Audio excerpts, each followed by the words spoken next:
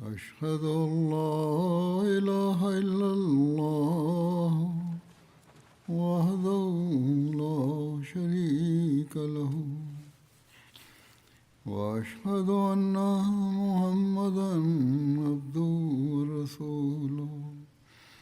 أما بعد فأعوذ بالله من الشيطان الرجيم بسم الله الرحمن الرحيم الحمد لله رب العالمين الرحمن الرحيم مالك يوم الدين إياك نعبد وإياك نستعين اهدنا الصراط المستقيم صراط الذين أنعمت عليهم غير المغضوب عليهم ولا الضالين. بسم الله الرحمن الرحيم. Huzur sai fi adam yinu etwamu me kasai fa komshini sallallahu alaihi wasallam aye na bakosem ho ene opesun kwa no ede ma nyankopon ne ba akoye no kre ene se nyankopon esuma no se de be obetintim wi na saa atenkai no nya ni dwumadi ni nsem kemu kwa na ede di iwo mu nanso no osanso ede sha aye atenka sonko ya de ma nyankopon ba akoye ewura na chirifo ne mu ene won mo omo edi na chi na brebia no mo ye krado se omo bebo afori biara nam tawhid nti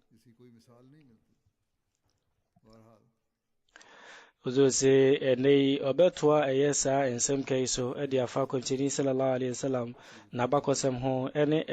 afori botro nko na chidifo no mo ebi enso eboye okwan we so ase no so ye beka ho asem nam ye kontini sallallahu alaihi wasallam ne jumedi odi efesusu nko ene ma ne mpaye ene na tenka no so no ema chidifo ni benya asaje na bre no mo ye krado se mo bebo afori biara komshini sallallahu alaihi wasallam ye ohawani abebresa ofemu sede be ya kupon ba ku ibetintim no ya kan wasem ya tro ewo eye ensem kan ba komo dakro bi abosomso fo na ka de che komshini sallallahu alaihi wasallam se wono ana on kase nsasem woni nsem wen fa ya bosom ho ana komshini sallallahu alaihi ya no se ai meka efa wono mo eto mu twahia no ho na sabre no obi eka de che Hazrat Abubakar radiyallahu anhu se onko hwehwe ne yonko no onko hwe ne gina bre Hazrat Abubakar radiyallahu anhu eko duru asore demo no mo no ko unu se komchini sallallahu alaihi wasallam manfu atwa ne ho hia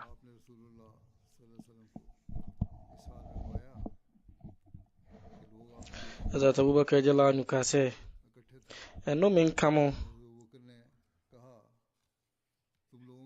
na osanso kai se de aka no Quran kokru ni mo ataktuluna rajulan an yaqula rabbi Allah wa qad jaakum albayinat ana mubekum oni pano enam se ono wakadi tuja se menyankopon eni Allah abra odi adansidi edi mu pefe efri morade ho abremo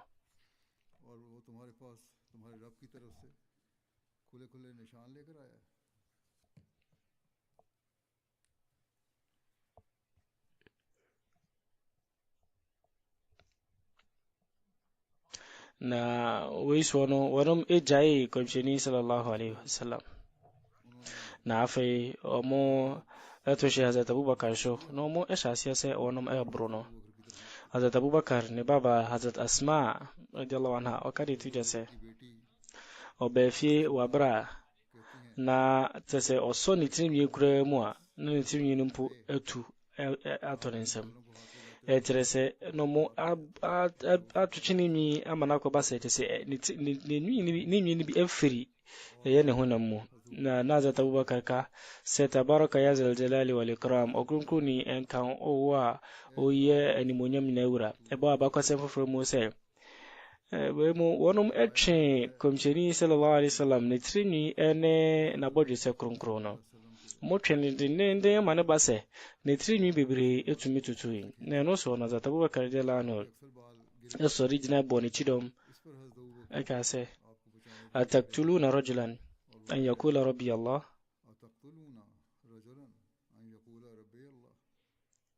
se anamono mubekum nipa no nam se ono de asem o kan se Nyankopon ni Awurade Hazrat Abubakar de lano ono so otinisiu abra o kasa asemoi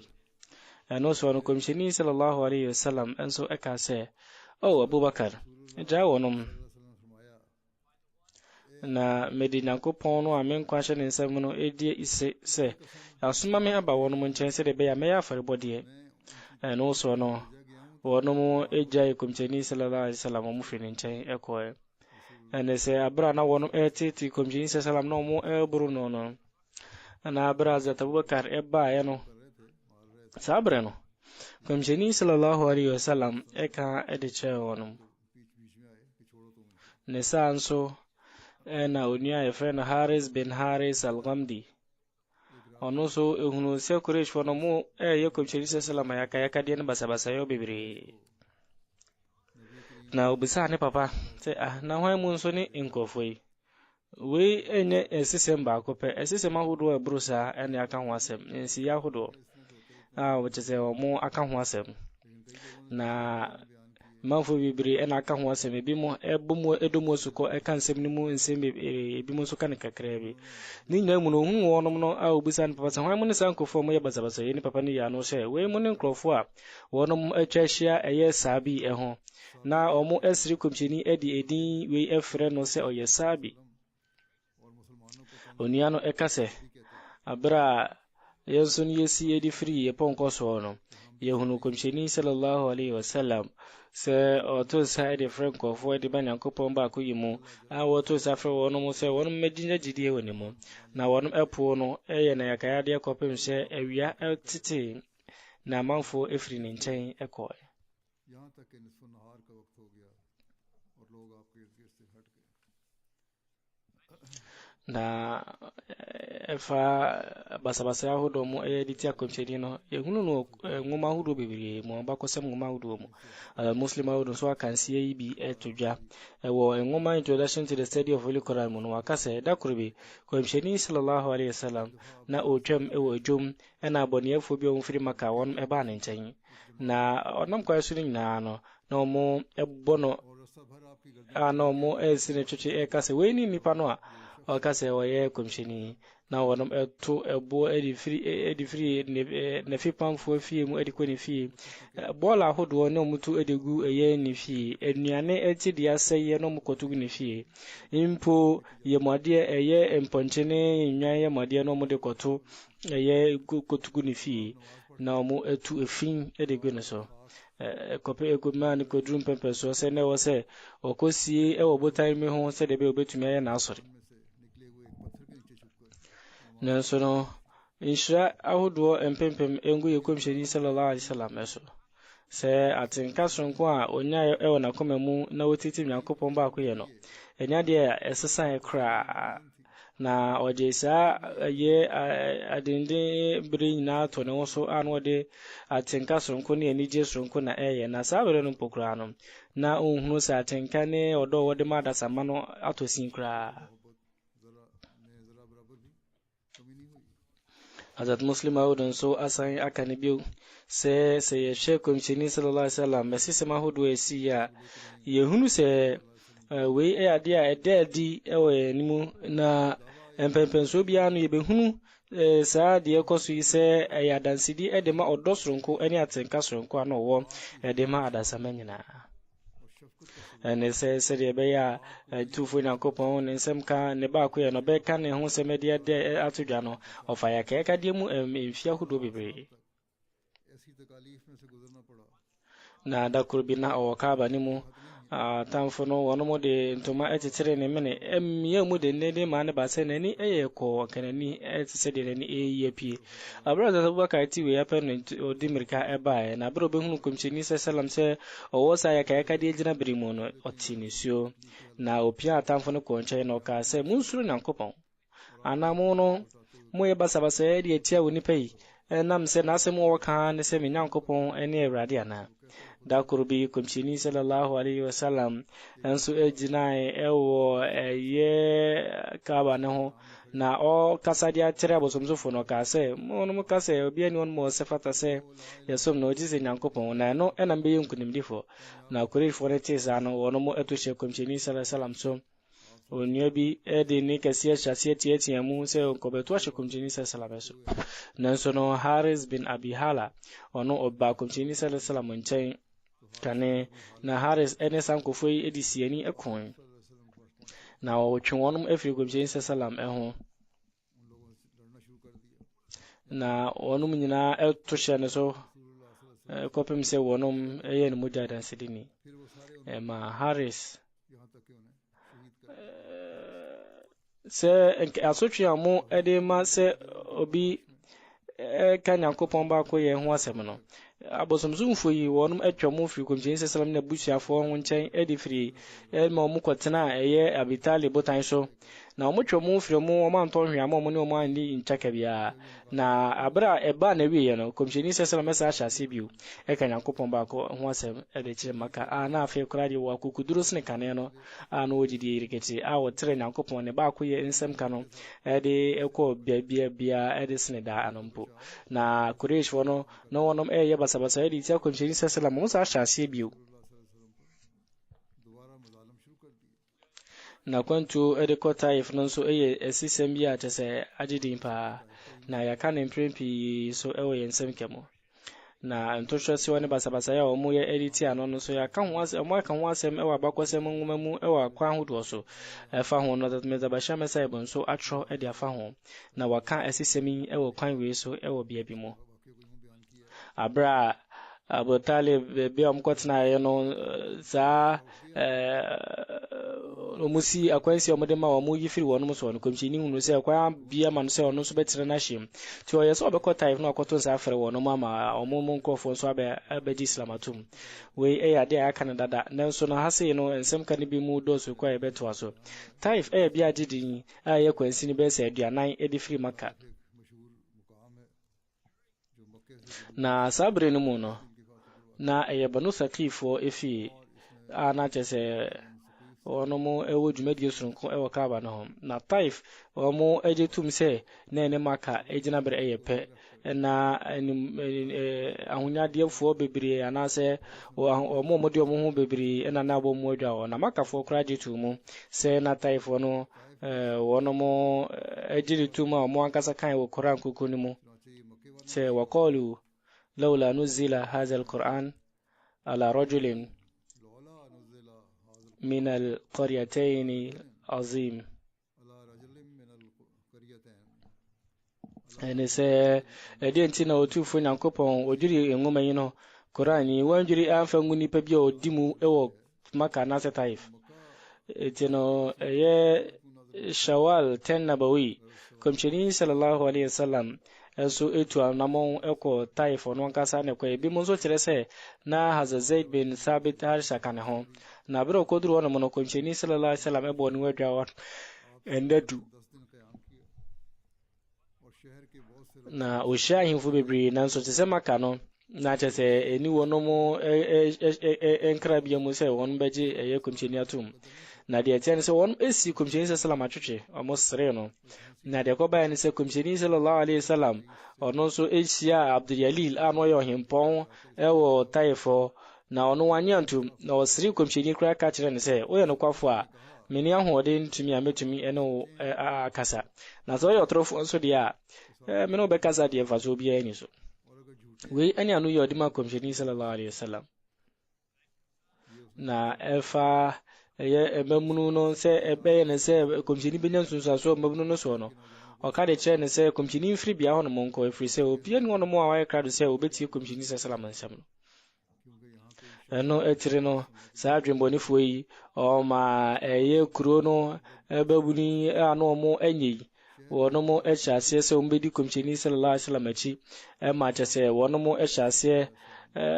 tu abu ahodo edigu komchini sallallahu alaihi wasallam so omo tu abu ahodo bro no enam so komchini sallallahu alaihi wasallam no hunam nyina be ye moja na sayin ko fuwe mo no wɔnom ɛtoto boɔ ɛde boro kɔmhyɛni sallallahu alaihi wasallam bɛyɛ sɛ kwansini mmiɛnsa ɛde firi Taif na ɛyɛ Maka ɔhene baako ɛfrɛ no Utba bin Rabia no wɔ turo bi ɛwɔ hɔnom na kɔmhyɛni sallallahu alaihi wasallam kɔbɔ no ho adwa ɛwɔ hɔnom kɔgye no ho ahome hɔ na atamfo no wɔnom ɛsan ɛkɔɛ na kɔmhyɛni sallallahu alaihi wasallam ɛbɔ mpaeɛ de kyerɛ ɔtufo Nyankopɔn wɔ nsɛm kan mu Allahumma ilayka ashku dufa quwwati wa hawani ala nas Allahumma yarham يا أرحم الراحمين أنت رب المستعضفين وأنت ربي أو من ينكبون me ro dina brene me mere yo ba wonim na fe me mere yo ewo minim wa ewo nkofo no anim otufo Nyankopɔn na ye mobruhufo na ye bambofo e de ma wono mo eni obia ni wono mo wo mere ko ena wo ye mewurade na fe so osanso ka se mesre boniface ewo wo han akwantire mu eyewo ena wo yi esumbia efiri hono mo na eyewo ena wo de adom edia afoforo mu sasi so ne dankwa amamu sabre no utuba ene sheba na worum ewotro ni mu na bro mu hunu kumshini sallallahu alaihi wasallam so wo sa jina bere ni mu no na yete se abusuya entonti anase o mai asudi eti no na wonomo wonomo ro nti no mo de entirisia ma wonomo akwa ba ko se onfan koma komshini sallam na bro ba komshini nche komshini eso ni sabusa ni se a ufri hin na o yesum ni be esum be ni na o ka se ufri ni neva na komshini sallallahu alaihi wasallam ebusa ni se sani neva no na eye Nyankopɔn kronkron ni Jona Matthew ba no ebia na onuan ka se ane na obisa se ana wo de enim Jona na komshini yina no se Jona de emi no emi nia erise o Nyankopɔn komshini na menso mi Nyankopɔn komshini afi komshini sallallahu alaihi Islam onsem etu nanim a nyanso sanso pa ewo no so na oba nanim a ofi komshini sallallahu alaihi wasallam enso afno na Utba ni sheba hunu we no omo hwehwire tiri na no so no abra das ba won mo nche no omo busan se ede na eto wa nche no wo no ko fisa oni yi ensa ho oni yi de wo no osom no wasai no osom ni edemocracy no ne som komsheni sallallahu alaihi wasallam eje ne na home e woturo ni mu mre kakra afi ofi hono mo eko Nakhla ewo kwensini be se eda baako edifiri Maka na afi no tena hono mo nakakra eno etiri no komsheni sallallahu alaihi wasallam enso edinani etire Hira botai no na ye ngugu odie anaze wentumi nyankurimbi o Taif no ema Makafo no ema wono makokuduru ana ye komsheni se ne wono mo ebetoa so ye wonni basabasa ye kesikra etini komsheni de nkra ekoma motim binadi so peso be rama kana obetumi aboa me sa kwan yiso ana hono motim de na ono so oye otamfo kese pa nanso no Arabia fo ne edu samre yi a ya na chese eni wonum esu enko se omo ebehwe se nipa ohia muasa no mbeja no etino no wone ne ma wonom efa akode ebo komsheni sallallahu ban ebi mu kogina kaba no twen ema komsheni ebeye ne tawaf ewo kaba no na motim ene ne mofra no wonom eyade a wonom bo komsheni sallallahu ban ede ne bokoboko kodru ni fie na kwaiso na abra Abu Jahal ehunu motim se o DS ejman no wano busa ne se no Muhammad Waman Bambo anasa be ni chidini na motim yina no se medie Bambo keke na mede mano na menye ni chidini no so na Abu Jahal ka se ne ye mfumso bia ni ho motim na odaso ye buzumsum ni no di ewu ye we ejuma pa odi ye ba kwese mu se da kurbiya Aisha jalla na bisa komsheni sallallahu alaihi wasallam se ana wafa jinabire bi mu ana je se mu aje kura esni uhudda no na oyi ano se Aisha meno mafa jinabire mu aja pa ewo nkofo nsem na afi oka de siye edifa ne Taifa kontu no so no ka se me firi ho ba ye no aso abofo no mpokura no a omohwe aso botan so ba menchen ewe ka chem se Nyankopɔn asoma me ba menchen se woka me no mema botan yenu no me ka bomu na adwiri aguru sankofo no so na asɛ wɔ mokraye taifo no na komsheni sallallahu alaihi wasallam eka sɛ dabi me wareshi musi otufo nyankopɔn ebe yie de afiri wɔn mo ankasa sifo mu mo ba besom nyankopɔn ba akopɛ no na ehumobro no de madasama edadi na afi osanso wareshi mu esipi sɛ dakurubi na sefo sankofo na sefo ba ji islam atumu a omnyina ba be jina nyankopɔn ba akoyeso Hazrat Muslim radiyallahu anhu enso akasa edi afa ayaka de kunjini sallam efemo no ho enam se na ohwehwe na se nyankopɔn ba ko ebetinti mo tro se yawo anya bebese no eyade a atafo ne de to no so enam se na ono o kade afa nyankopɔn ba ko ye ho ti won ebro no na omosoma mmofra mabunu egu ne so bere bi okọ taif omuto obu obro no ama ne ko ba se na muja na ehwie no infinity ede bane na ase osimaka we hu asem na abra obeti ahwe ewo ebu omuto bo no osori na mo se to bo bo ne bio asema ko chini kan sabre se wonu yankopon fa wonu mo che wonu se wonu enim de wonu eye na anyade ojai nyankopɔn ba ko ye ho asɛm kada na okasa ade bia omo be bia no ono de anyade a obejai nyankopɔn ba ko ye ho asɛm kada biara da na abra ne breso se obefiri mo no ofiri wiase mu abra na sasɛm no ano ene wona no so a kyese na abra bu mu nyina no nyankopɔn ba ko ye nkoa ena ne woni mu a okate won so wu a hwe no mo anya shirko na chiko azat muslima de jan etro se bra ya wu komshini sallallahu alaihi wasallam obewo jidie ese otufo nyankopɔn edan ne ba ko ye ho edi kire no abra o ma ne papa efiri mu ansa na ye wo no na ancheso na ne ma mensu efiri mu ene se komshini sallallahu alaihi wasallam anka efiri na ofo mu ena chese nyankopɔn eda ne ba ko ye di na bra bo ahyase no obi a ono oni eja eni ena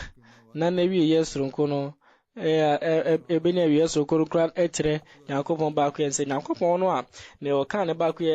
etu dwa no edi kyerɛkyerɛ ye no ono a ne bɔ ne ho adwa efiri ne mofrase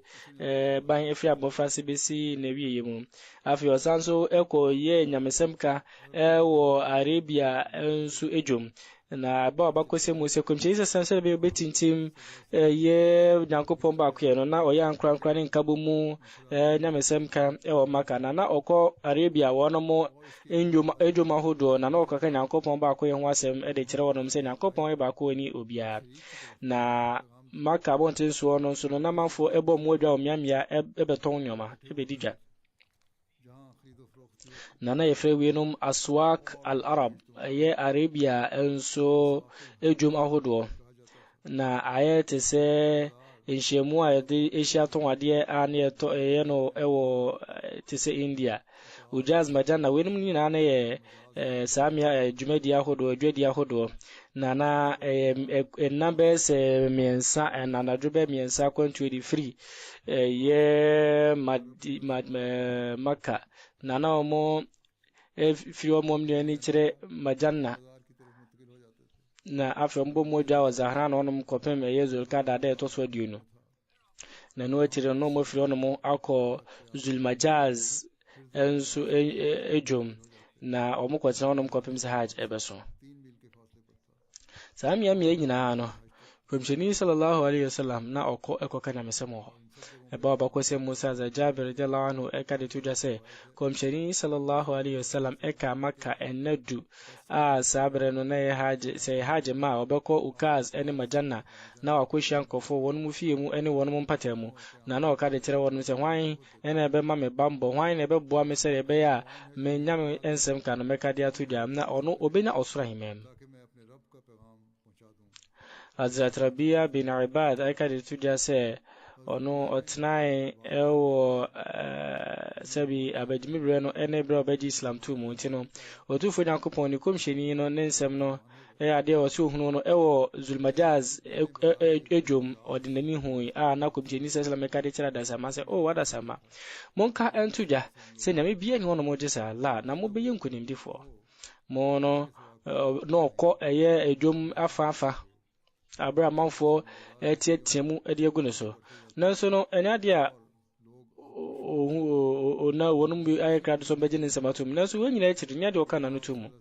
na okoso a ekai se adasama monka se nyame fufuro bi ani hono mo tise Allah na mo be yinkunim difo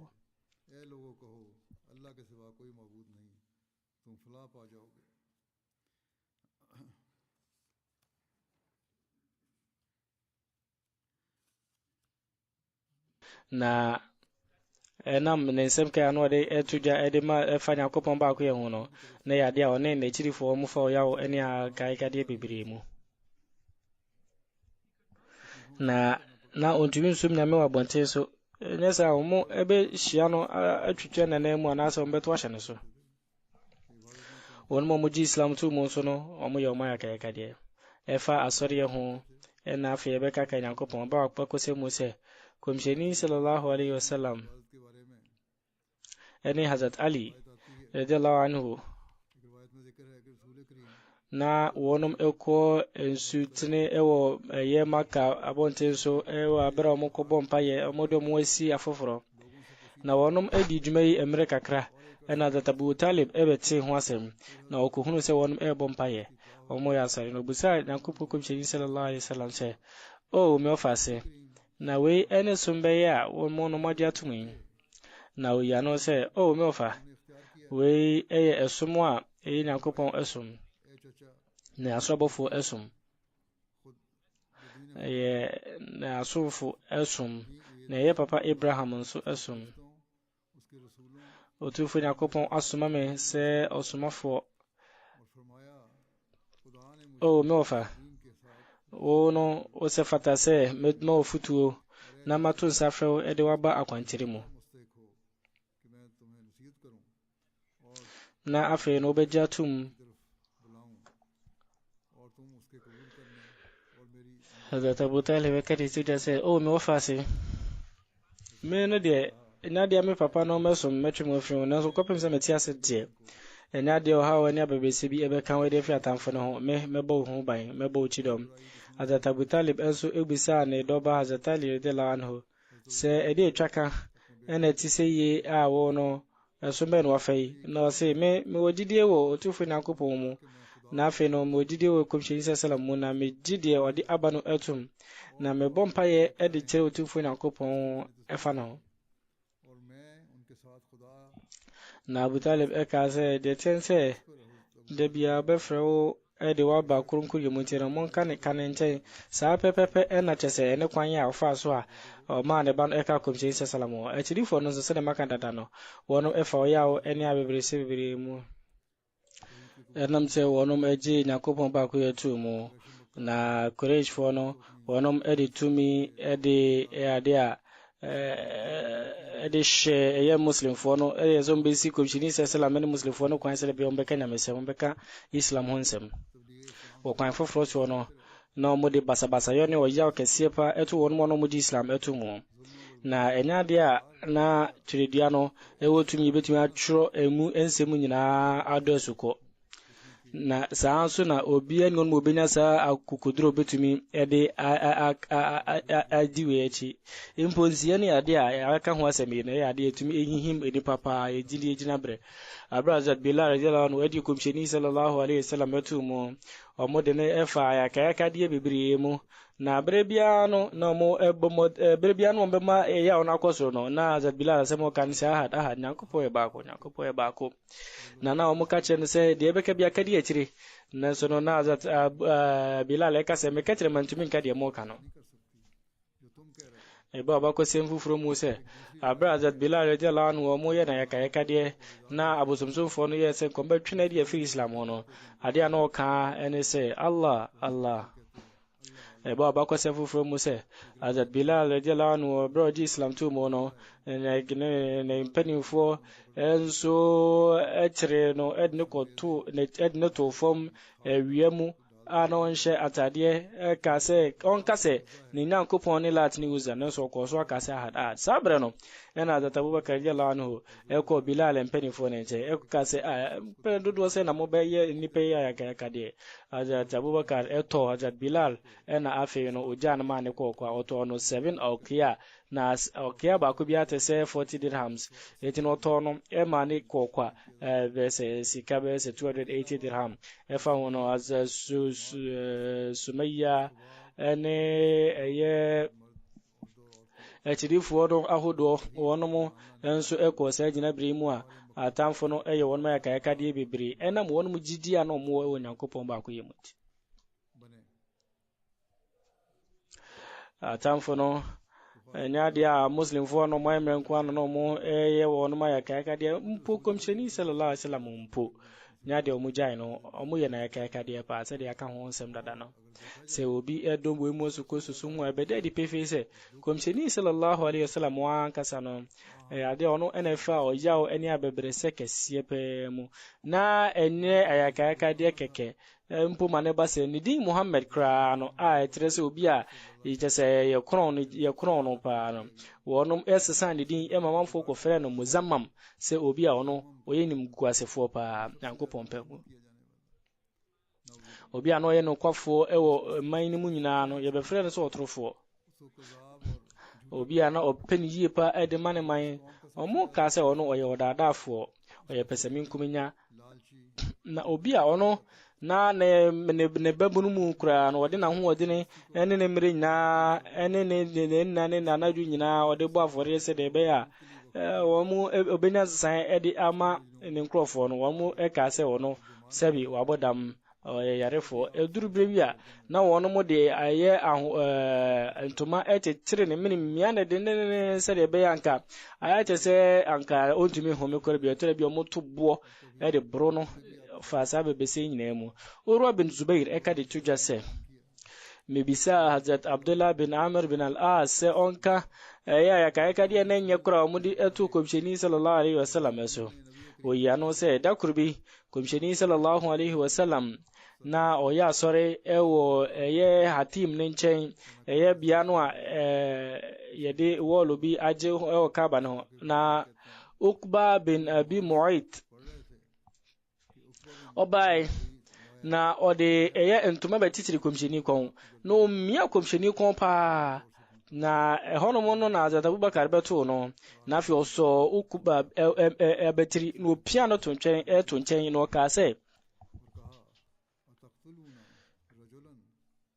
wono ana ubekum oniano enam so ka se ni Nyankopɔn ene Ewrade ana se ne Ewrade Nyankopɔn ana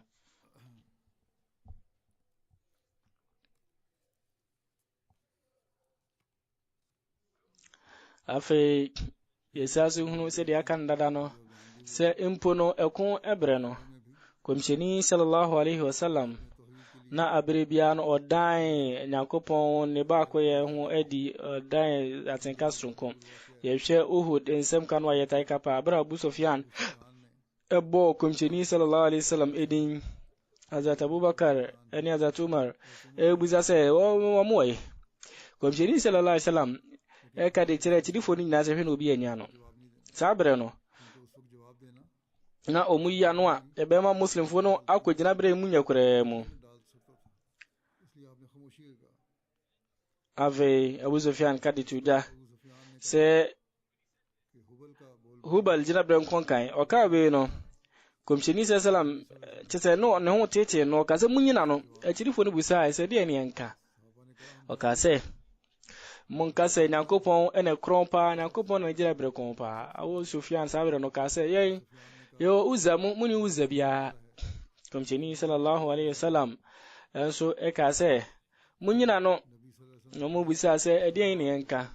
komsheni sallallahu ka se monka se Nyankopɔn ne ebuafo na muni buafo bia etena bre bia no Nyankopɔn jira bre ebebe mu na Nyankopɔn ba ko ye ho nsem bebe mu de komsheni sallallahu alaihi wasallam nya dia na chese osuro eye ehu bia eteno na we any atenka sonko wo de ma Nyankopon ba koye a o ka de kire chidifo nso mo enka se Nyankopon ene kron pa na ono na ni gina bere ewo soro pa se otufo Nyankopon ene kron pa na mo no mo yotrofo hubal de ni gina bere ni soro otufo Nyankopon pe ena ni gina bere ewo soro a o ye okronkron ni se mekenkan ensem ke bia de free bo shemza salam ensem ke mu a wasi etie na yeta ekenkan oka editre aye komsheni salam ni gira bere soronko na ono o di tintim Nyankopon ba koye a eya akwankyere ede mayen se ekwan ban so ene ye no wasi eti semu yi ase oka di tudwa se me no abre bia na ya na misusun won se Nyankopon komsheni we free Arabia yi oye soronko a o free Arabia friend Muhammad shira empempem ena enka no yentumi ensusu ho gina bre soronko a ne gina bre eduru nyade nso a honhum mu nso no gina bre ni betumi akakra na eyarehosem se ne gina bre no manfo enhunu ye se de wo se nkomu hunu ono ene ne a oye kendeni a ode Nyankopon ta ohi de no ebedua wiase nim ana yire firi wiase mu na no wodo soronko de motufo Nyankopon ma ne broso na ne kra eyade anache se anane enam otufo odo wode ma adasama eti no otufo Nyankopon ekron ne gina bere ewo komchefo nyina so na afi no dikanfo ne atirifo nyina na odede opebian edom no ewo ne nkwanem we ene otufo komcheni salam gina bere a na wado sukopa ewo otufo Nyankopon ne domu a na ewo soropa na wo odo soronko ne hu mobro soronko de ma adasama serebe ombetumi aba otufo Nyankopon che no magina pintin ewo Nyankopon ba koyemu serebe ombetumi enya ewiasi no ene dankwa ma bo shemezi salam ekoso ekase ono ena adumbia no eshase na obi bia ngon mo betumi aka ite owo gina bere wosoro a onfa ne mu na tesani pa no onye enipa ne mum no oyebonsam sini na komcheni salam ono ena otufo Nyankopon de adumbia safo ama no na ono ena entiasie bia tru ehyenensa ono die ono wanfa ne subia no wahwere pa me no minihwe na me yedi empu mini me ho hwe me no se manka ntuja se me no manya tawhid soronko nam cha komcheni mu a anase mabehunu Nyankopon no enukuredi anase Nyankopon ne ba koyedi mu ewo ne mu a na se me yotrofo pa na me no adomo amenya a mitumi edi ne Nyankopon enya ngitawudie no komcheni so ena menya efriye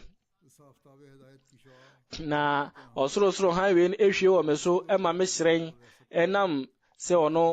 onam komcheni salam so ntinse obetinye na otufo Nyankopon wa ewo se wo no ofa tawhid sonko pa de ton so na komcheni sallallahu alaihi wasallam ono ane kwan ya enipa betumi de nya sa gina biri bo shemezi salam ekoso kase wo no mo ekase obi ono wanya jidie wo komcheni salam emu no ono obesusu Nyankopon se oye baako na oni eye obia na wojidie yirikiti otufo Nyankopon mu no na eye omose wonu betumi de omagene nko atiase no sankofo no muni jidie bia ombetumi de enya eye sa Nyankopon baako ye no muni nkwaje efese nkwaje gina ne omamienu so se wo no ubenya jidie pintin ewo Nyankopon emu se Nyankopon ewo honomo de tosumienu ene se sa odo edimu pa no ubenya ede ama sa otufo Nyankopon baako no wo se bo enipa wakomemu ehwe wakomemu wo no ene se enam ne susuaso enya wo so no obenya obu edimo otufo Nyankopon wa eno no ene beye onipa no ohan chese no ne danchen ya wuntumi enkyena nkwam kra wo se onya sa gina bere no etinsanso no wo se eye odo a edema otufo Nyankopon no eno ne dimu edesine odo bia we ene tawhid no wankasa no yentumi enya tese ye no yedi yekomsheni sallallahu alaihi wasallam echi na bede ni yentumi nya we anu yenne se otufo Nyankopon no ne gina branya de ebehunu ebetumi ehunu na ahinta pa na onipa yenti ase nya de ebetumi ehunu ye ankase ndumi fa ya gene ehunu otufo Nyankopon ne wa wo ho no efri se jinabre betumi aduru no ye de no de enwie peye eti no ehia na se ehwe Nyankopon abode se ye beka se Nyankopon ne ade baako na mmom no se ye beba benya ilmul yakin se Nyankopon no kure ho no ade foforo se Nyankopon no ono no ye hia no se owo ho no mo ankasa no ade foforo eti no se obeka keke se Nyankopon wo ya abode bi wo no mo no eno nko asombo oye hwan ya ono Nyankopon otiase na se obi pese ohunu we ya komishini sallallahu alaihi wasallam nko na edi na chi betu nya sa agina be no bo chemeza islam ekoso ekase nioma ede dwendwen no enwie peyo no enye philosopher bia na betumi hunu otumfo Nyankopon enam ni nimdie mu anase na dwendwen mu emom wono mu pi no yombe hunu Nyankopon ye adwendwen mu nko na etore bia mprempi no wo mu gidi Nyankopon mu kra eyira na wonom ehwe wiase mu abodi ahodo no eno nko anu ntumi nsombo mfa ma wonom we ade a ma animdiefo bebre a wonom ye muslimfo kra no ade omo ababa ya bosomsofo na omo mu ndidi Nyankopon mu efiri se wonom omadi komsheni selam achi kra no wonom ensusu ho andi komsheni selam ne ntire ne mando mu osuko mu bo chemeza selam eka de tuja se wonom esri Nyankopon de wanyi no a tese nioma etire Nyankopon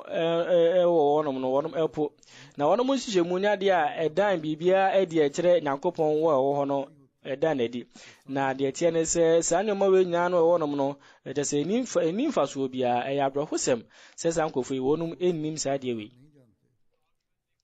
nsema wonom eka ne se abode bia ni ho na wonom ehunu de ntia bibi wonom ehunu se biwe no mfaso so na se mfaso ni so na we na enam se wonom nim de bia ewo sa de no munti no eno mo kasa nsem no bo che meze islam ka se yara wo sem se wonom enim hwe no omo ehunu se unim ni de ewo bibi hu akire se ade ni ho se wono unim ni de efa bibi hu a untumi ka se sa ade ni ho wo eniom enkofo ati sa bebiri ene wo wiase ni mu a eye wonom se womo nim de mu dopa no mo ye philosophers nanso no wonom epu Nyankopon wo ewo ho no ade di pefe se wonoma benya yesu ehunu emu odin bi anka omo empo se Nyankopon ho no mom na nya de nso a wonom nso no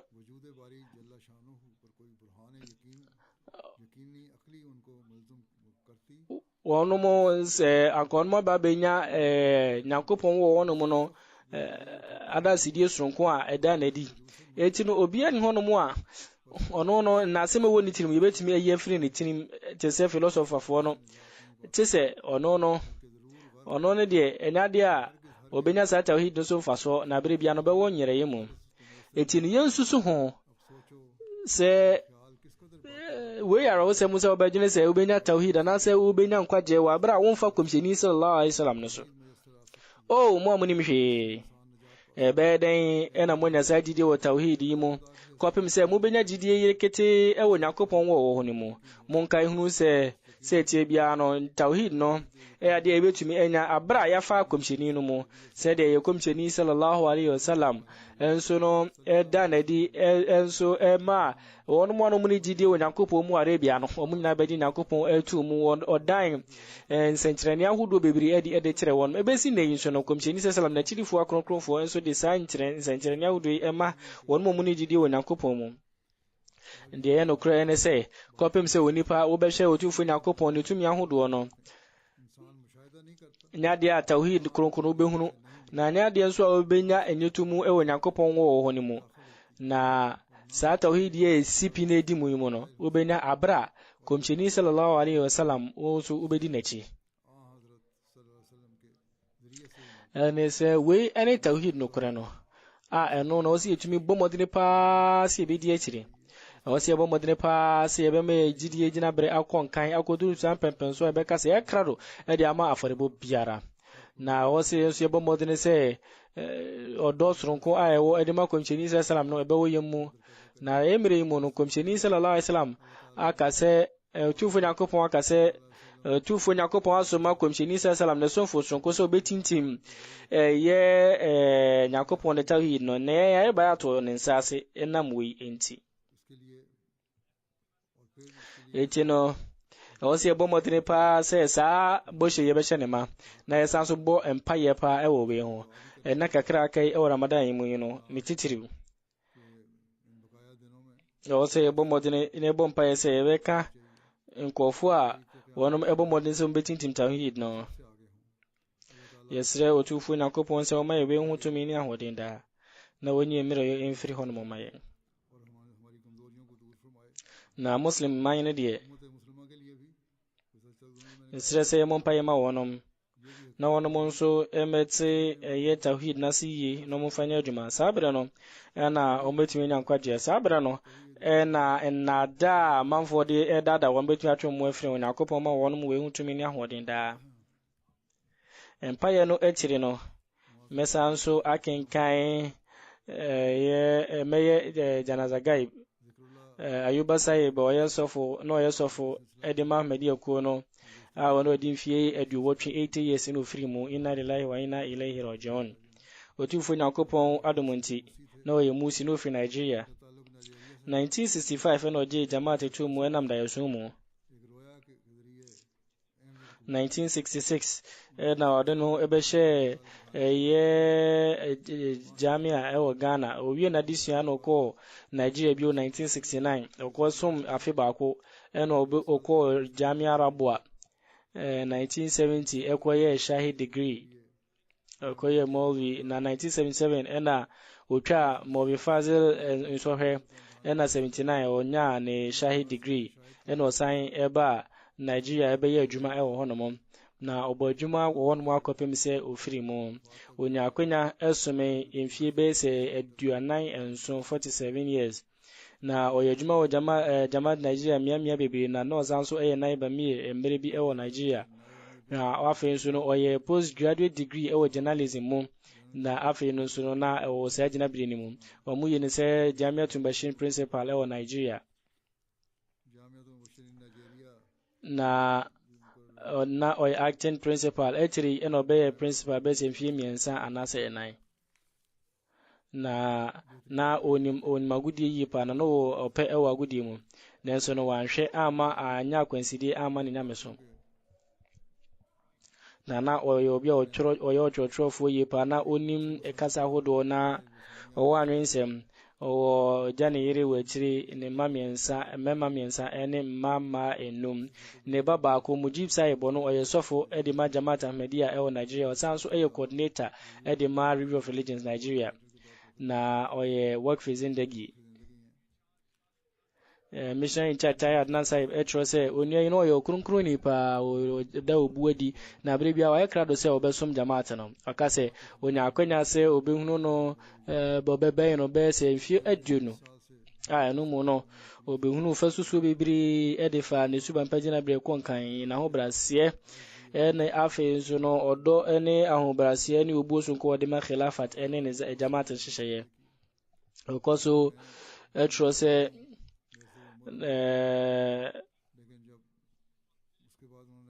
odai obuoso nko edi maano abra na chese one ne adwuma edi ne dwuma ne hyehye nyina so Yusuf Khalik Saib ono so yesofo edi ma Jamaat no ono so etrose na oye principal no ohwe ye esukufo no wonum suban pagina bre na ohwe se abre bia no okade otu wonum fo se ye ma wonum dwumadi bia hwe na wonum anke keka se mi se de biombe dwane dwumadi no abre bia no Khalifa nsem no de adwuma na afi no osuma sukufo momo ekoye nyamesem ka ano ka che wonum se abre bia no wonum fo wonum ho nya fato ho o se abre dwumadi bia de no hye mu bi na eboa enya susanso ewo sukufo so o se mi akasa mi ho no na oye obi a chese oye humobrofo so ko pese otufo na kopo so wonum bo na onkro ne gina breda amen.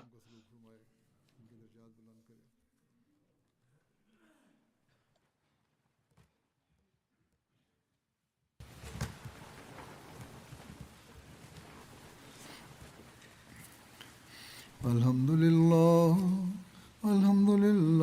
nahmaduhu wa nasta'inuhu wa nastaghfiruh wa nu'minu bihi wa natawakkalu alayhi wa na'udhu billahi min shururi anfusina wa min sayyiati a'malina من يهده الله فلا مضل له ومن يضلله فلا هادي له ونشهد أن لا إله إلا الله ونشهد أن محمدا عبده ورسوله عباد الله رحمكم الله إن الله يأمر بالعدل والإحسان وإيتاء ذي القربى وينهى عن الفحشاء والمنكر والبغي يعظكم لعلكم تذكرون اذكروا الله يذكركم وادعوه يستجب لكم ولذكر الله أكبر